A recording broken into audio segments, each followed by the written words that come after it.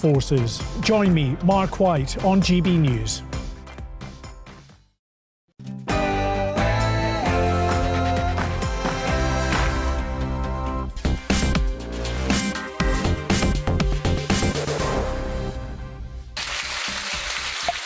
Thursday night, and this is Farage at Large, live from Llandudno. Please welcome your host, Nigel Farage. Farage at Large, we're here in Llandudno on the North Welsh coast. We've got the local MP, local members of the Welsh Parliament. It's a 52-48 Leave Remain area. We're here to test the temperature. They seem like a lively crowd. It's going to be a busy evening. But before all of that, let's get the news with Tatiana Sanchez. I'm back with you in a couple of minutes.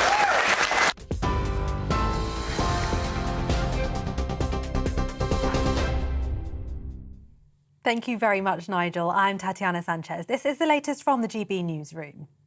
The founder of a domestic abuse charity has told GB News she felt like she was being interrogated during a reception at Buckingham Palace. Ngozi Fulani described comments made by Prince William's godmother as unacceptable, and she was shocked by her behaviour during a royal reception. Lady Susan Hussey was forced to apologise and resign for repeatedly asking Ms Fulani where she really came from. I mean, if you want to find out something about somebody, you ask a question once or twice. Once you've got the answer, you move on, right? And because this whole thing is about domestic abuse, there are other questions. But when the first thing she did as well is to take my hair and move it out of the way. That's the first thing. No hello, no nothing. You just actually, you know, and I've never done that. I really think that we need to respect people's personal space. Ambulance wait times are higher now than they were at any point last winter. New data shows nearly a third of patients in England had to wait more than half an hour to be handed over to A&E last week. An average of 13,000 patients were also stuck in hospital beds each day, despite being ready to be discharged. Prime Minister Rishi Sunak says investing in social care will help ease the burden on the NHS. I want to see ambulance waiting times come down, and that's why, in spite of the difficult decisions we've had to make, we've put more money into the NHS to help address the waiting times that people are experiencing. One of the ways we're going to do that is by moving people out of hospitals, back to their homes, back into the communities, and that's why we've invested in social care, because that money will help provide more capacity, and if we can free up those beds, that will stop some of the delays that we're seeing. GB News understands more than 44,000 migrants have crossed the Channel so far this year. That's after around 200 people were intercepted this morning. The overall figure is significantly higher than last year's total, when 29,000 people were intercepted. A surge in the number of people trying to cross this week coincides with better weather conditions. Met Police Commissioner Sam Rowlands says he's going after corrupt officers within the force. Measures such as an anonymous hotline have been introduced to help identify them and to root out racism, misogyny and other toxic conduct. And history is being made tonight as 3 women become the first all-female refereeing team for a Men's World Cup match in Qatar. Stephanie Frappa, Nuzabak and Karen Diaz have been named to take charge of the Costa Rica-Germany Group E match that's just kicked off.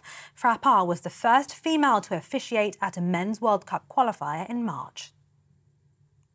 TV, online and DAB+ radio. This is GB News. Now it's back to Farage.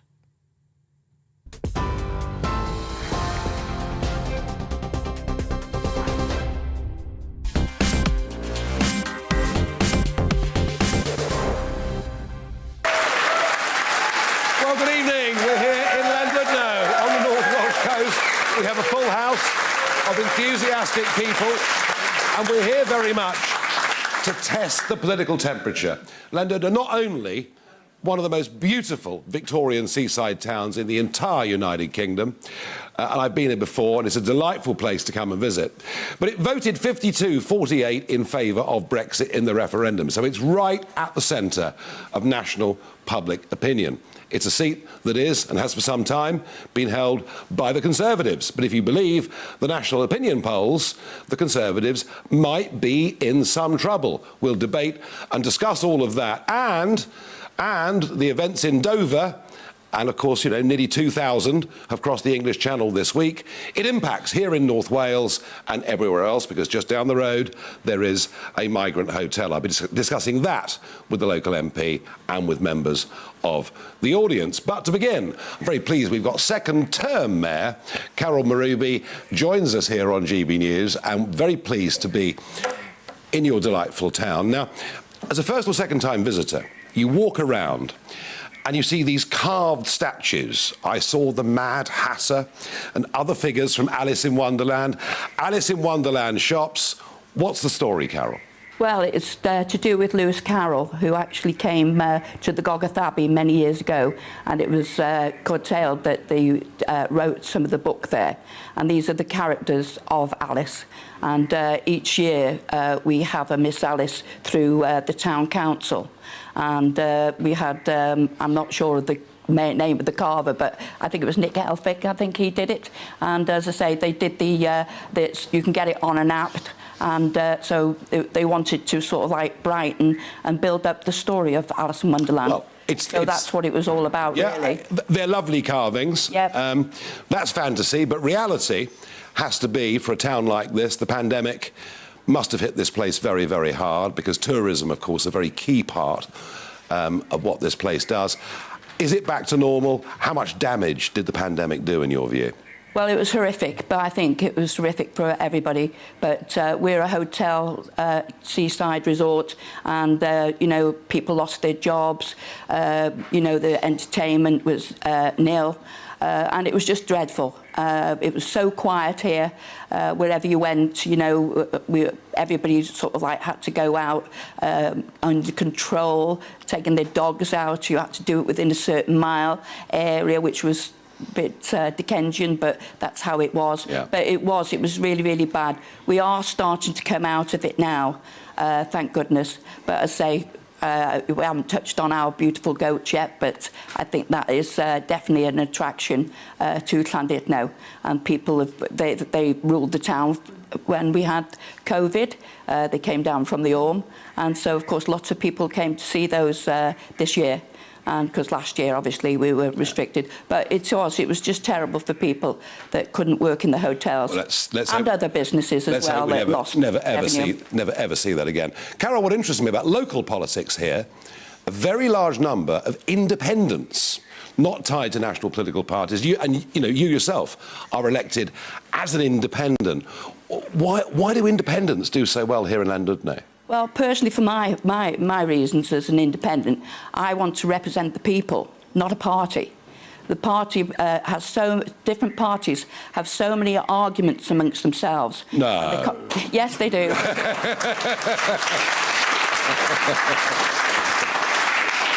They can't agree on anything, and if you see them in the House of Commons, it's a disgrace, absolutely disgrace. So I'm glad that I'm an independent fighting for my town, and I love Llandudno. I'm born and bred here, and you know, the community, we try to embrace everybody we can, and that's what it's all about for me. And you know, I'm not interested in bickering, as that's all they seem to do. Even in the Welsh Assembly government, they do it.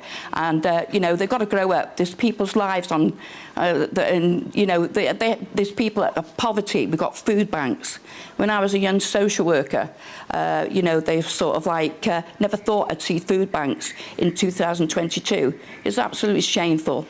Never mind all this business about the bills and things like that that's now for people. Well, you know, it's just shocking that people are living like this. You are clearly, Carol, fiercely independent. I get that. Yes. I get passionate because I know how bad people have suffered.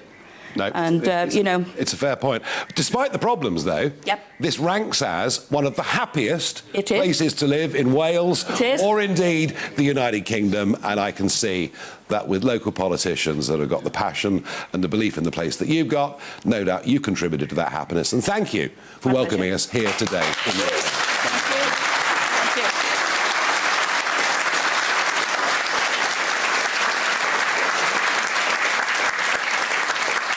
Now, as I mentioned just a moment ago, the Hilton Garden Hotel, which is just down the road, which has up to 200 beds, has in it, at the moment, I understand, 85 people who've recently crossed the English Channel. Janet Finch-Saunders, who's a member of the Senate, is absolutely hopping mad. She says there'll be 200 by the time they've finished. Most of them will come from Albania. Local health services can't cope. She is really very, very angry indeed.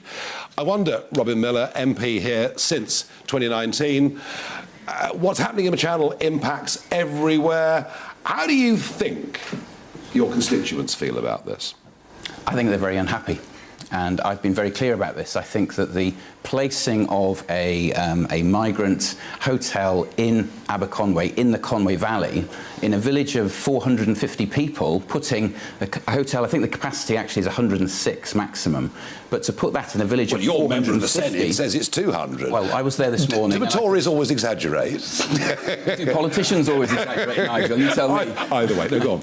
But in all seriousness, it's completely the wrong thing in the wrong place, and everybody's very clear about that. It's far from public services, the kinds of things that the asylum seekers themselves would want to use. They'd want access to cash, they'd want access to transport, etc., and they're just not going to get that in that place. So it's the wrong thing in the wrong place, and I've been very clear to the Home Office about that, and the Home Office have acknowledged that too, and the Minister has said that things didn't go right. The trouble is, Robin, every MP says that. Every MP says it's not appropriate in my town, in my city, it doesn't work.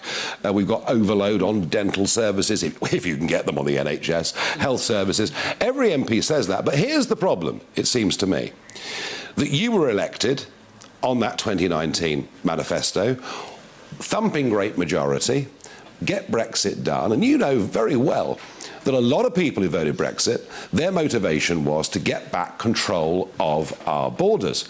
Laughably, in the House of Commons yesterday, Rishi Sunak said, I voted Brexit because I wanted control of the borders. Well, you know, take a look, mate. You know, see what's going on. And so you may be against it, but in some ways you're responsible to this electorate, because they thought when they voted for you, they were going to get border controls. We got 500,000 net legal people coming into Britain, and thus far this year, just over 44,000, nearly all young men, have crossed the English Channel. So it's all well and good you writing to your own ministers. What are Tory backbench MPs actually going to do? It's a great question, and I fully expect that this is what I've been hearing from residents in Dolgarrog, in the village itself, and across the constituency. And some will know who are watching this, perhaps they're more regular correspondents, they frequently ask you, so what is this going to mean for us, this Brexit?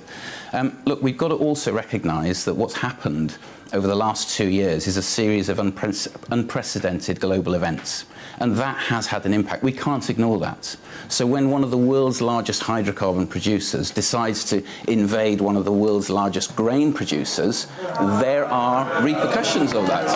And no, hear me out on this.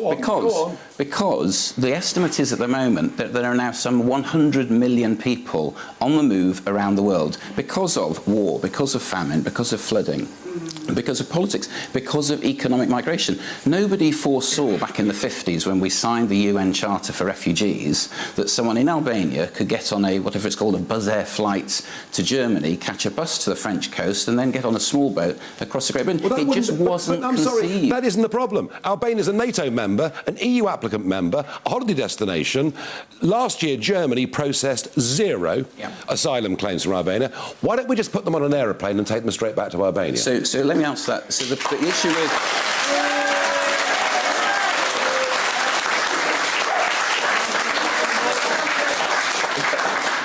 Frankly, I agree with you. We have a return agreement with Albania. I don't know why that's not being honoured. The question, though, to Germany, let's be clear, though, what happens in some of the European nations, the EU nations, is they issue en masse work visas, which hides the actual number of asylum seekers because they just issue work visas. So setting that aside, there is a distortion in the figures. But the important point is here, in that 500,000 you mentioned, we have opened our homes, our hearts, in many cases, to 144,000 Ukrainian refugees in that figure.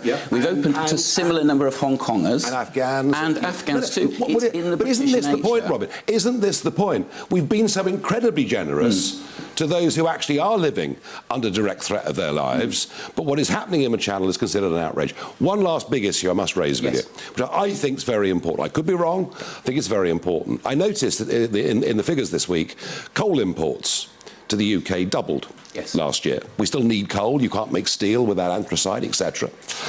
You talked about hydrocarbons and the problem of the Ukraine war. This country could be self-sufficient in energy. We could be a net exporter of energy. And I'm back to this same point. Your government are obsessed with net zero targets. It has seen manufacturing jobs leave the country, and we now import energy we could be producing ourselves. Do you see any prospect of that changing? I do, and I know that I'm part of a very active group of MPs amongst the Conservative Party who are pressing for a realistic approach to transition. The key word is transition here. It's all very well to have an aspiration of net zero, but to put a line in the ground and say that we're going to honour until we know what's involved. So I have plenty of constituents here who live up the valley in rural areas in old stone houses using bottled gas.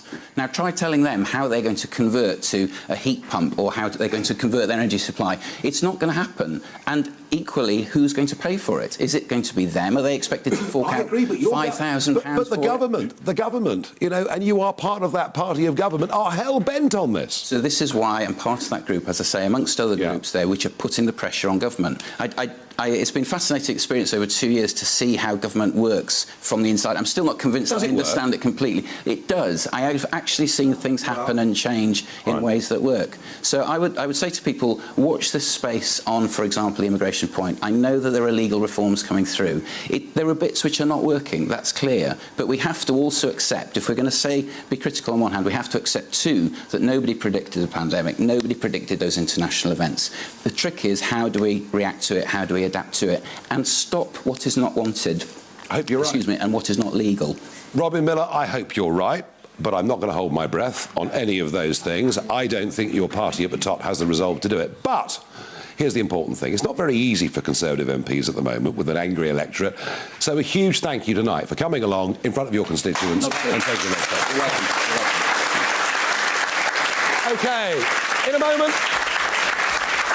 after the break, I want to talk about what happened in Buckingham Palace last night. I'll tell you why things are not, I repeat, not as they seem in the media this morning. Back with you in a couple of minutes.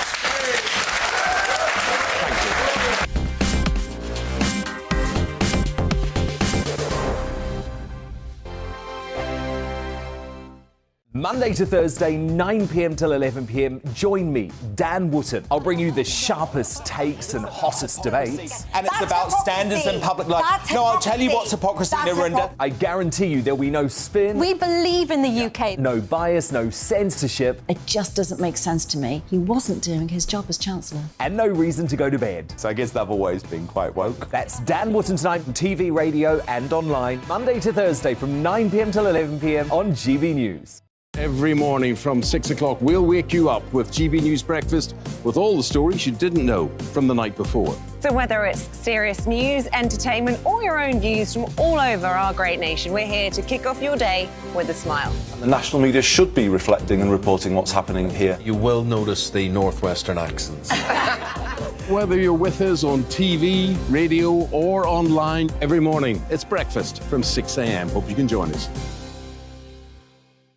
Hello there, it's Eamon Holmes here from Breakfast on GB News. We're not just on your television and your screens, you know. We're on DAB plus digital radio, so you can listen to your favourite shows on the move. If you've not yet listened to GB News Radio, it's very simple. We're on your radio player and TuneIn apps, on your smart speaker, phone or tablet, or online at gbnews.uk. Take us with you wherever you go. GB News Radio. You never have to miss a moment of the People's Channel.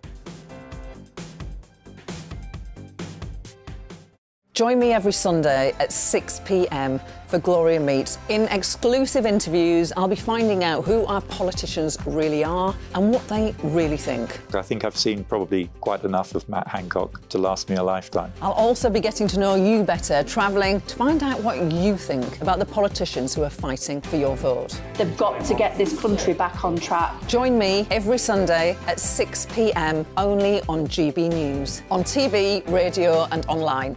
My name's Tom Harwood and join me 9:30 a.m. every weekday for The Briefing, your one-stop shop for everything you need to know about what's going on in politics today. I wonder if this is a deal that might need to be like the biscuits in this factory, twice baked. Is there not an opportunity here to win out against the extremes? Tom Harwood, GB News. What are you going to do about it? Things should have been done differently, and they certainly are being done differently. Don't miss it. The Briefing with me, Tom Harwood, 9:30 Monday to Friday on GB News. Hello, I'm Simon Evans. Join me on GB News for Headliners at 11 p.m, where I'll be joined by two of the country's top comedians as we take a look at tomorrow's newspapers tonight. If it's a big story, we'll be covering it, I guarantee, but we'll also have some fun along the way. That's GB News Headliners at 11 p.m. We won't put you to sleep, unlike some of the other paper review shows out there. So join us, 11 p.m, 7 nights a week.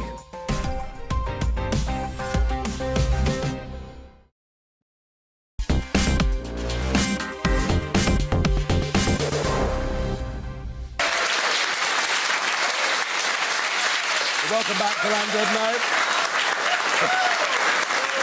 A lively audience. Now, Lady Susan Hussey was a lady-in-waiting to our late Queen and reportedly one of her best friends. She'd given 6 decades of service to this country. At an event last night, a cocktail party event last night at Buckingham Palace, there was a woman in full African dress. Lady Hussey, perhaps not unsurprisingly, asked her where she came from. She got a series of non-replies and pursued the conversation. In the end, it turns out that Ngozi Fulani, who is a British citizen, although of African heritage and still displaying African culture, it turns out she said she felt she'd been denied her nationality in what was seen to be an outright racist assault. A couple of points to make about that, because I thought immediately something doesn't feel right here. So who is Ngozi Fulani? Well, I tell you, she helps run a charity. The charity is called Sister Space. Let me read you their mission statement. Our charity supports black women domestic violence survivors. So if you're white, don't apply. Black women domestic violence. And she says, I admire Meghan for speaking out. According to clear definition, it seems Meghan is a survivor of domestic violence from her in-laws. This was in 2021. And I could go on. She said, I'm glad the hypocrite Piers has left ITV. Well, I'm not Piers' greatest fan, but I did think, actually, on Meghan Markle, he was almost certainly right. She then goes on to say about the Jubilee, Harry and Meghan won't be allowed on the balcony. It is an exclusively white balcony. The only black people are banned. This is racism. Add to that her organisation has been funded by Black Lives Matter. And I'm not questioning the stated aim of Black Lives Matter, of equality from all. I'm questioning an organisation that has proved to be deeply corrupt, that wants to effectively close down funding for our police forces and bring down the entirety of the Western world. And do you know what's worst of all? There's a full transcript of that conversation with Lady Hussey. She clearly had a tape recorder on her as well. And my view is, rather than an 83-year-old woman being thrown to the wolves for doing nothing more than trying to make small talk, polite conversation at a cocktail party, my view is that Fulani planned this right from the very start. She's an anti-royal, anti-British Marxist, and it's quite wrong what has happened in the last 24 hours. Now,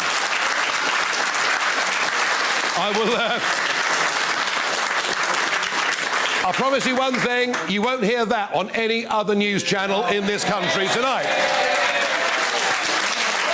Now, I am now joined by Conservative Member of the Senate, Sam Rowlands. You are a regional member for the Senate in North Wales. Sam, I've got to ask you, nuclear energy, this government is now talking positively about nuclear energy. We've dragged our heels on this for 25 years. Is this potentially a good thing for North Wales? Absolutely. Nuclear energy can make a huge difference to North Wales, not just in terms of the energy output for us as a country across the United Kingdom, but certainly in terms of jobs in this patch of North Wales. We know that Wilver used to produce energy and create lots and lots of jobs there. So we could see thousands of jobs created if it happens there. And Trallsvunnet as well, further down in Gwynedd, will make a big difference for us here in North Wales. So you're positive, you're pro? Absolutely pro. And what we see... I'd love to get a show of hands in the audience. Who thinks that pushing back on with nuclear energy is the right thing to do for North Wales? Who thinks it's a good idea? Well, there you are. Yeah, and shale gas I heard over there, but there's not much chance of that at the moment. No, it does seem the government's energy policy is wildly unpopular, but it does seem on nuclear energy, I think the country's coming round to that point of view. Yeah, and can I say on that point as well, Virginia Crosby, our MP in Ynys-Môn, she's been an absolute huge advocate for nuclear energy there in Anglesey. I'll say to the people in Anglesey, if you want to see nuclear energy there, you want to see those good jobs created, your children with good jobs in the future, make sure Virginia Crosby backs your MP at the next election. Sam, you're there in Cardiff. You're very much in a minority position. Labour still dominating politics in Wales. How's devolution working? Let's just talk about this minority position first of all. So you're absolutely right. Labour have been in power for 23 years now in Cardiff, and but we are the second largest party. Now, if you sat and hang on, just remind me how many Labour. There are 30 Labour members down there. How many of you? 16 of us, and there's 13 of Plaid Cymru. But my point is, if you look at the media in Wales, far more often than not, you would think that Plaid Cymru were running the show here. You'd think that everyone was a separatist and wanted a broken, united kingdom. But that's not the truth.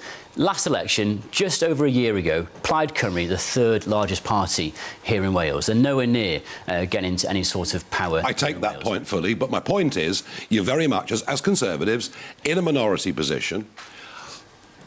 But my big question to you is, the Conservatives were very split. Have been quite split on the concept of devolution. They're not now. The party supports it fully. Is it working out for the Welsh people? What's not working for the Welsh people is a Labour-run government here in Wales for 23 years. We've had the same Labour-run government, and they're tired. And they're bringing in policies now which are frankly not good for the people of Wales. Let's look at their biggest responsibilities. Let's look at the health, first of all.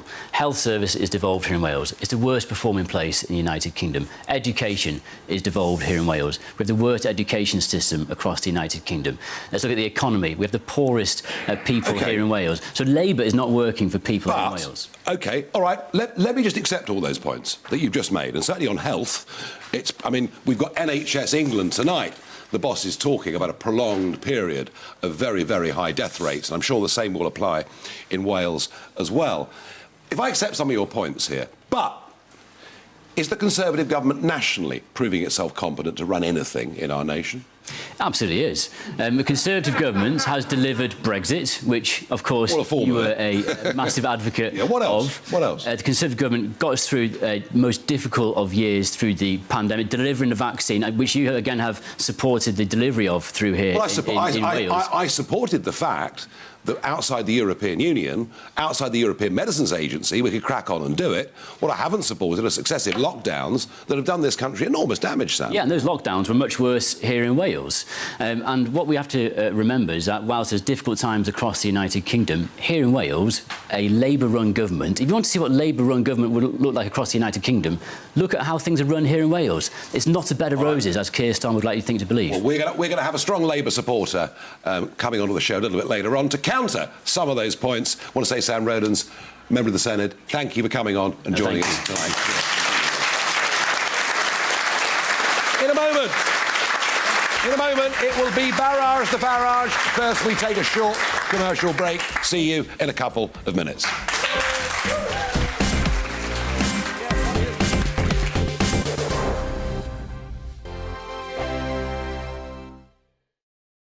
We are GB News, and we'd like to say thank you to each and every one of you for bringing us your conversations, for helping our great nation find its voice. We are here for you on radio, television, and online, across England, Scotland, Wales, and Northern Ireland. It's not the BBC, you actually get your facts right. We are proud to be GB News, the People's Channel, Britain's news channel.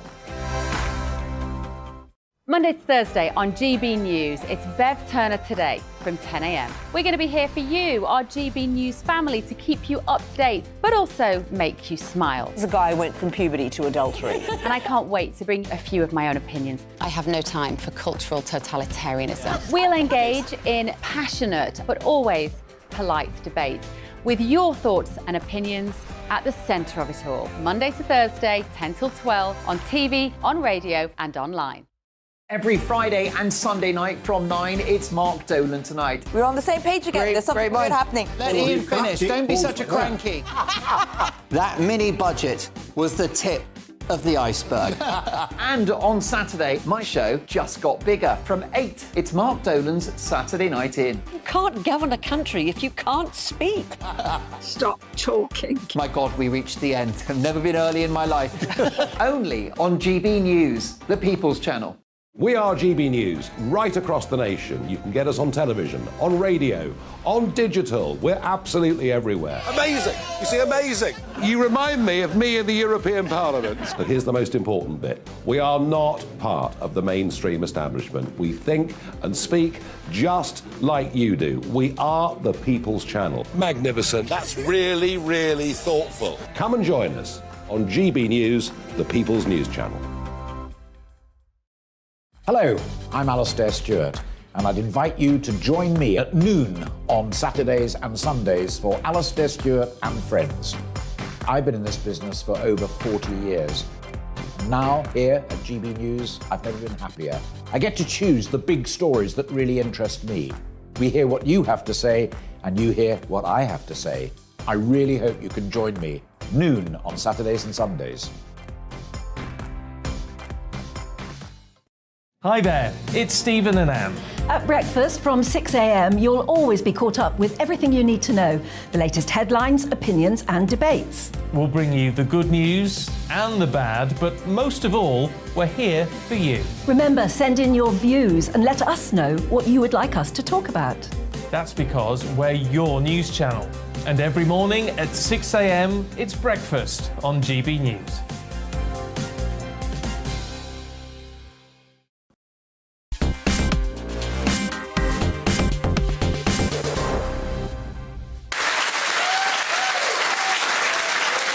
Welcome back to London. Now, last week's Farage at Large. We were in Clacton-on-Sea last Thursday, and we had a representative from the Martins United Foundation, a small local charity in Clacton-on-Sea, helping the increasing number of homeless people on the streets of that Essex seaside town. Today we received this. I would like to say thank you to you and GB News for having us on the show last week. We received a donation of £1,000 from a gentleman in London who watched the show, said he loved it. We've just had another donation in from Florida of £100. Big thank you. Because of your support, we can help more people this winter. So I'm really pleased with that. If we can go around the place and do some good, then it is worthwhile us taking this show out on the road. Now, it is time for Barrage to Farage. Let's crack on. And my first questioner is Steve. Good evening, Nigel. Good evening. As we've heard, Llandudno is known for the fantasy tale of Alice and the Mad Hatter's Tea Party. The Tories and Suella Braverman can be likened to King Canute, with the rising tide of illegals arriving daily on our shores. Currently, 43,400, they are government figures. To date, that's costing us nearly £7 million a day. £7 million. Nigel, do you agree that it's time for us to legislate, and leave the jurisdiction of the European Court of Human Rights and put a stop to this nonsense? Yes. Yes. Well, I do, Steve, and I do. There are three things that need to be done. Number one, to review the 1951 definition on refugees. The UN, that was at a time people were being murdered. Yes. That's what this was put for, not because you come from somewhere that's a bit of a dump or somewhere you don't earn much money or you just want to come and work in this country, possibly of a drugs trade, in the case of many who are coming in, sadly, from Albania. Number two, ECHR, we need a proper Brexit. And a proper Brexit says a judge in Strasbourg has no say over this country, in my opinion. And thirdly, Tony Blair's Human Rights Act needs looking at. Problem is, I don't think the Labour Party won't touch it. And I don't think Sunak and his cohorts have the guts to do it. What do you think? Well, I think we should reform. Okay. I get it. All right. I get it. I'm with you. The body of public opinion is slowly ebbing away from the Tories. I think it is. To the reform group. Yeah. Well, it's beginning to happen. Today's poll said so. Steve, thank you very much indeed. Stephanie.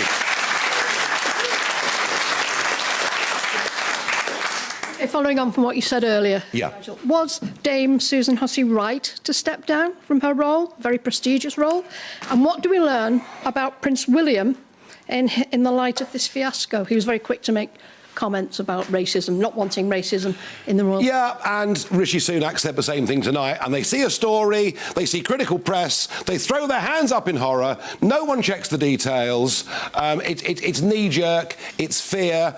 I don't want to be too critical of William. He's finding his feet now as the Prince of Wales, but he does seem to have quite a lot of rather woke advisors around him. He was made a fool of in Boston last night, and anyone could have told them that particular American football club, was let's say, a fair degree of Irish nationalism within their ranks. It was a very unwise thing to do.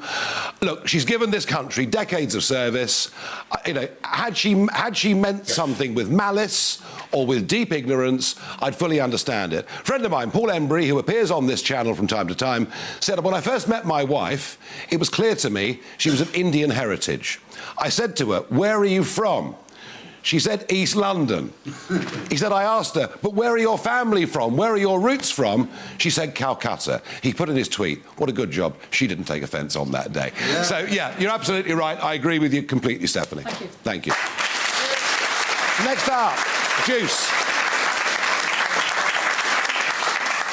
Hello, Nigel. Do the Welsh Government have... Can you get closer to the mic? Oh, sorry. Juice? Thank you. Do the Welsh Government have any say in letting the immigrants stay in these hotels? Because they are coming here, big star. At the end of the day, the Home Office farm this out to 3 companies. Those companies do deals with hotel groups, all right? If I was a hotelier and I'd been through the pandemic and revenues were down and the cost of gas and electricity was through the roof and I was offered £1 million to close my hotel down for the year, sack all the local staff, you can understand the temptation to take the money. But I want to say there are 3 hoteliers that I know of, one in Cornwall, one in Kent, one in Lincolnshire, who have flat refused to take the money because the fear they have of what it would do to the local community. I commend them enormously. Do the Welsh Government have any say? Effectively, on this, none whatsoever. And nor do the local MPs, nor do the local members of the Senate. This is all completely above them. And I genuinely think we are a very, very fair people. We've always been a very fair and decent people. This nonsense about our past and how ghastly we are, well, compare us to the rest of European countries and their history. So, look, how angry are you about the whole thing? Oh, dreadful, Nigel, dreadful. My dad was Ukrainian. Yep. That's why I put my nickname as Juice. Yeah. Instead of Jusic, she had a job too. And I watched a bit with the lad in Skegness last week. Yes. And we used to go there, Mablethorpe, every year for holiday. Yeah. Every year. It's the only way my dad in the place he knew. Well... And it hasn't sold out, which was fantastic. Skegness now has a seaside town, now has 4 migrant hotels in that town. That means fewer places for British holidaymakers next year. It's a disaster. Juice, thank you very much for your question. Thanks, Nigel. And lastly, Jackie. Jackie, hello. Data released from the recent census shows a marked decline in British people identifying as Christian. Do you view this as a problem, and what do you think are the reasons behind this? Look, I think everything about Western civilization was built on Judeo-Christian principles. Everything, our laws were fundamentally based on what came from the Ten Commandments. Our Constitution, our king, is defender of the faith. Everything was built along Christian models. Why do I think it's declined so much? Above all, I think the Church of England, the biggest church in these islands, has been led by a series of Marxists. I'm not even sure they're Christian themselves. They're apologists for everything. They're political in a left-wing sense. They refuse to give any... If ever there was a time for spiritual and moral guidance, it was during the pandemic, when millions of people were very, very scared, and we got nothing out of the church. Right, thank you.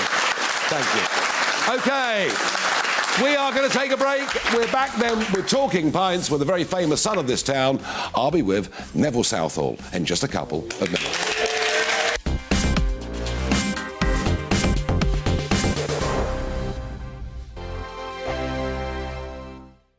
Monday to Thursday nights on GB News. At 6, it's Dubes & Co. 7 o'clock, Farage. At 8, join Mark Stein. And at 9, Dan Wootton Tonight, followed by Headliners. On TV, radio and online.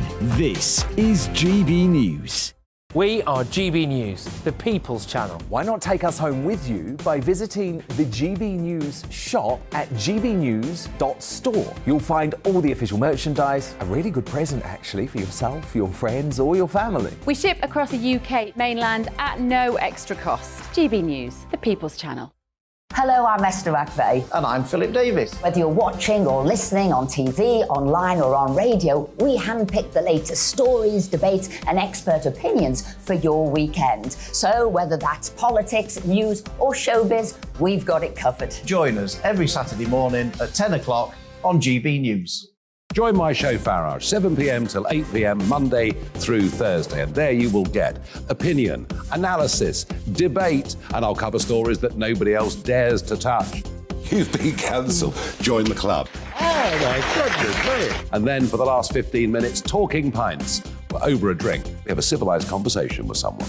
We very often disagree, but we do it in a grown-up way. Come and join me on Farage.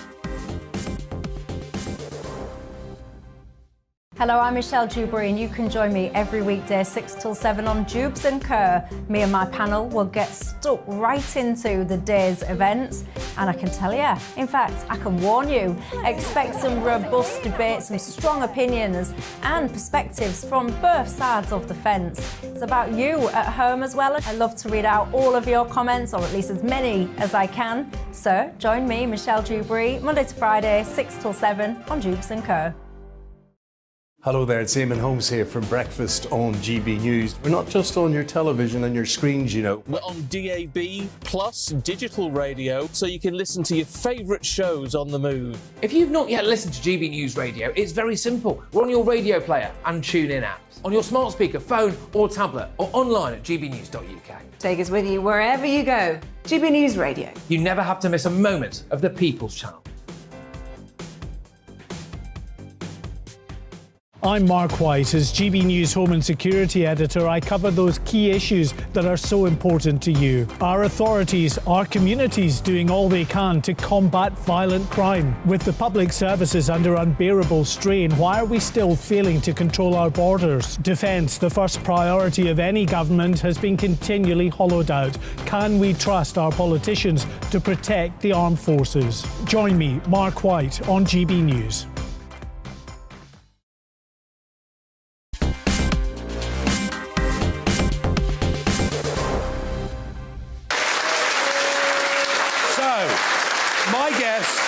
Tonight, for Talking Pints, he has been part of a team that won 2 Division 1 championships, 2 FA Cups, 1 European Cup Winners' Cup. He was the Football Writers' Association Footballer of the Year in 1985. He was Wales's Sports Personality of the Year in 1995. In December 2004, he was voted Everton's all-time cult hero. But most important of all, tonight's Talking Pints guest, Neville Southall, comes from Llandudno. Welcome.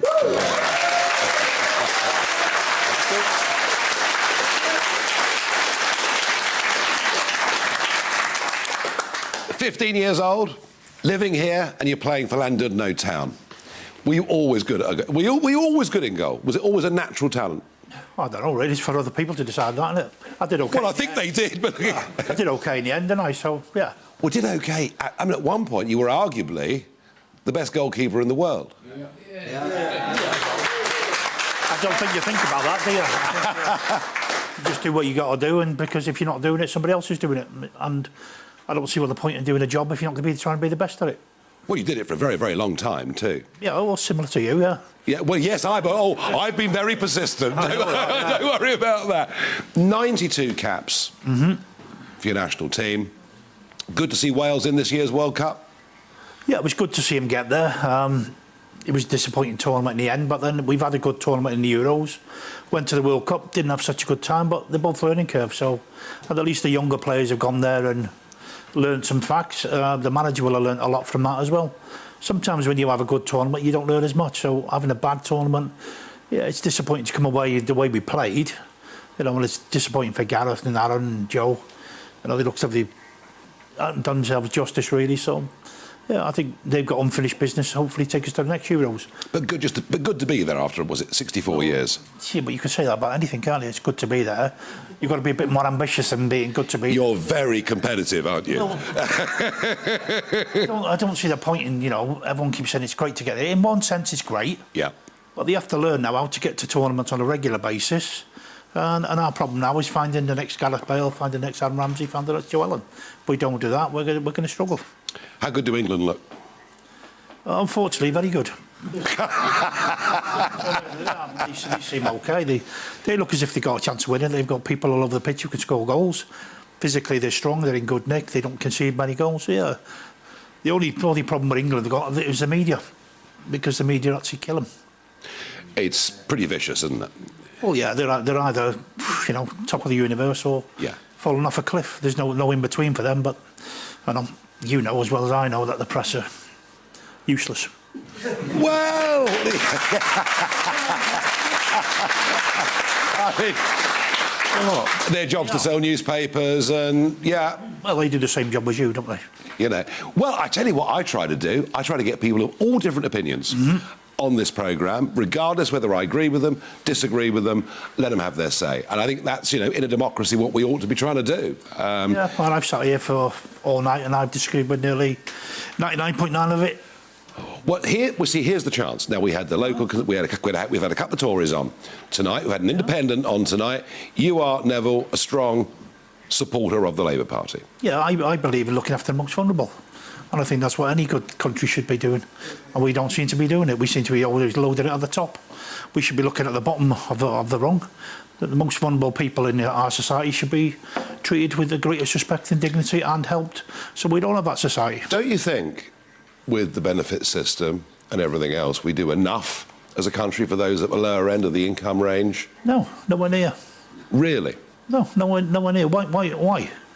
Why should we keep loading the top up? Why should the people in this world keep getting... The gap between the rich and the poor has got wider and wider. That's true. Why is that? Well, Mr Blair started all that, didn't he? Well, it doesn't matter who's in power. The way we should be looking at society is how we treat the most vulnerable. And at the moment, we don't treat them very well, do we? Otherwise, electric's gone up, everything's gone up, and what are they going to do for them? Nothing. There'll be people dying this winter. And there'll be people in power who won't give a monkeys.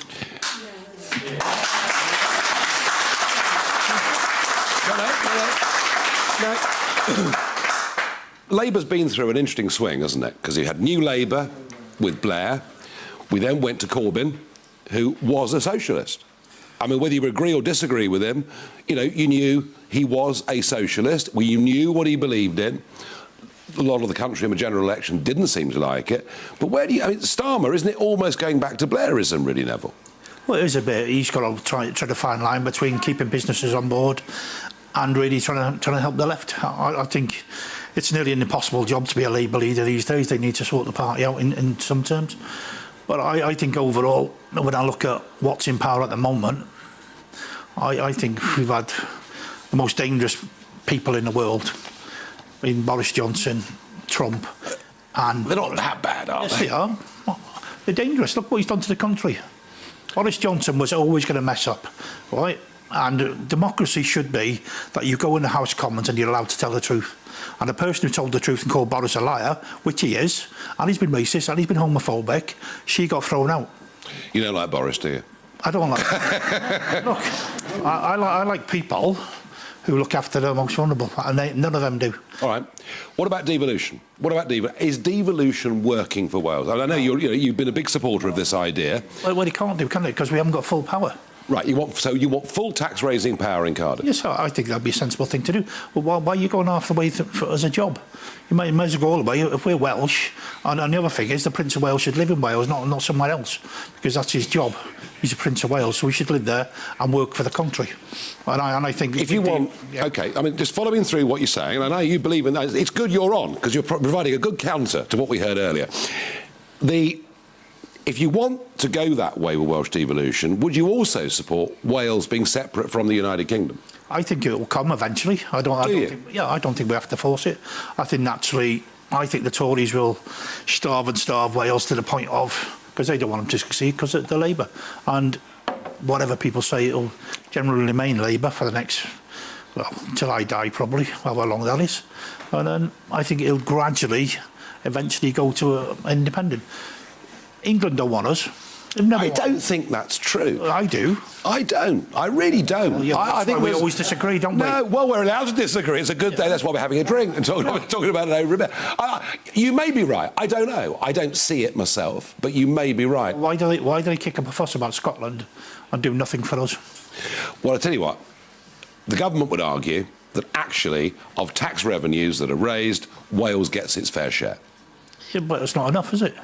Well, it's not enough, is it? Blatantly not enough. What are we going to do? Do you think we should tax the rich more? Yeah, look, and I think it should be done locally at times. If there's a place where, you can tax the local big companies and that tax goes into the local community, I think it's a good thing. I think anybody, what is a normal sum of money for anybody to earn? See, Premier League footballers should be taxed a lot more. I think anybody over a certain amount of money should be taxed properly. The trouble is they'll go somewhere else then, won't they? So what, they go somewhere else? What are we trying to build here? Are we trying to satisfy our people? Or are we trying to look after our people? All right, no, Neville, I get it. No, you've been involved last few years, education, helping people who are disadvantaged. Mm-hmm. Charity has a role to play here too, doesn't it? Not just government. Yeah, look, this is why we more or less disagree with everything, to be fair, me and you. But... See, I've let refugee charities come on my Twitter.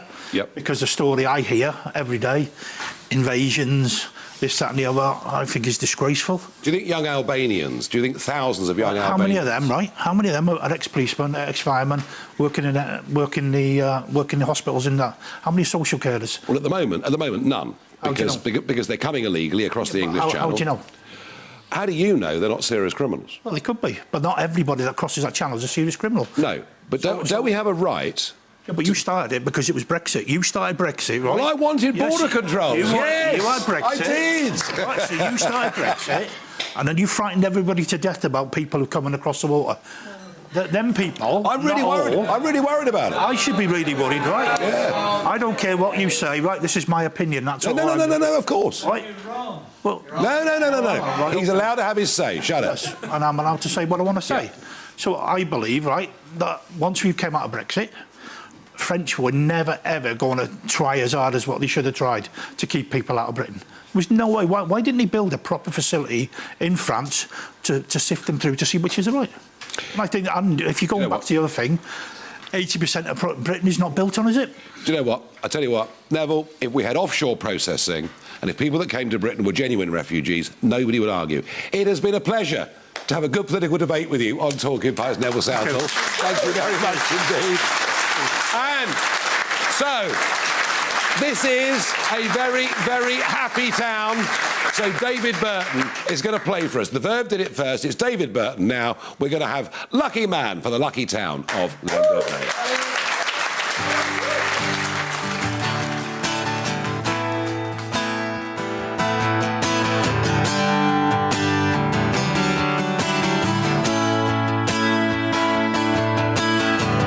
Happiness, more or less, just a change from something in my liberty. Oh, my.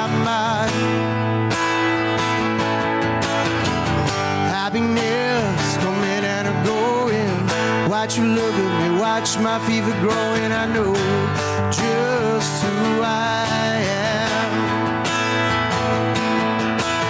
How many corners do I have to turn?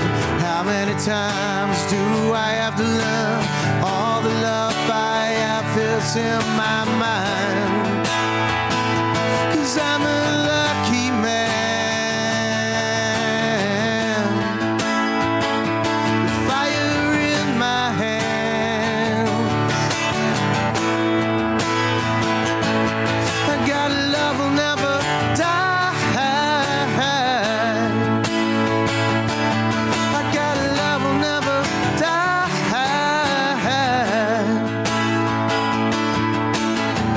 Just a change in my something in my liberty. Just a change in my something in my liberty. Oh my my. Oh my my.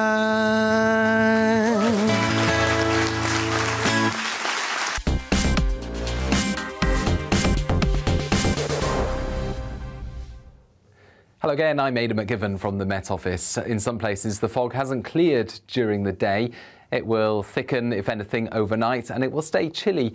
But brighter skies are on their way for later Friday. For the time being, we've got high pressure across much of the UK. However, a weak weather front has been affecting Scotland and the far north of England, bringing some outbreaks of rain. That rain tending to fizzle out across northeast England, southern and eastern Scotland, as well as the far north by the end of the night. A lot of cloud remaining, though. That'll keep things relatively mild overnight in Scotland and Northern Ireland. England and Wales, though, will see extensive low cloud and dense fog reforming, particularly from the Vale of York into the Midlands, East Wales and southern counties of England. So some poor visibility on the roads to watch out for first thing. But brighter skies will be affecting East Anglia and the southeast, with some showers running in here, 1 or 2 showers clipping the far southwest of Cornwall as well. And the rain in the north of Scotland tending to fizzle out later. Otherwise, it's largely dry. Brighter skies arrive once the fog lifts. There'll be some sunshine in places as well, but it will feel cold. Temperatures up at 5 to 9 Celsius and an increasingly brisk easterly wind. Now, this easterly wind will bring further showers in through the night across parts of eastern England, eastern Scotland, as well as eventually the Midlands, East Anglia and the southeast. Those showers will be falling as rain at this stage, but it's going to be a chilly night with temperatures hovering around 2 to 5 Celsius by and large. A touch of frost possible around western and northern parts where we see some cloud breaks. And a cold start to the weekend with that easterly breeze, which picks up pace during Saturday, adding a wind chill effect and adding further showers into eastern and some central areas. A few flakes of snow possible over the Scottish mountains as well as the Pennines, but for the vast majority these are rain showers. However, that easterly wind is going to make it feel cold through the weekend and the start of next week.